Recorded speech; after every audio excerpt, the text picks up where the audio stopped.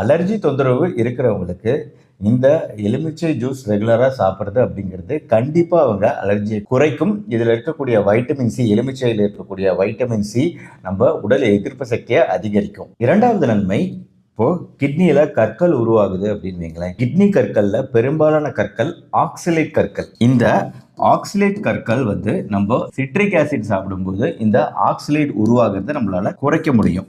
So இந்த ஆக்சலேட்டை குறைக்கிறத எலுமிச்சப்பழ சாறு பார்த்துக்கும். அதாவது அதில் இருக்கக்கூடிய சிட்ரிக் ஆசிட் இந்த ஆக்சலேட் கற்களை கரைக்க வல்லது, இல்லை இந்த கிட்னி கற்கள் உருவாகாம தடுக்க வல்லது. ஸோ இந்த ஒரு பிரச்சனை இருக்கிறவங்க, கிட்னி பிரச்சனை இருக்கிறவங்க சேர்த்துக்க வேண்டிய முக்கியமான ஒரு ஜூஸ் தான் அது எலுமிச்சை ஜூஸ் தான். எலுமிச்சை ஜூஸோட மூன்றாவது நன்மை, நம்ம இன்னைக்கு பல்வேறு நோய் தொற்றுகளுக்கு ஆளாகிறோம்.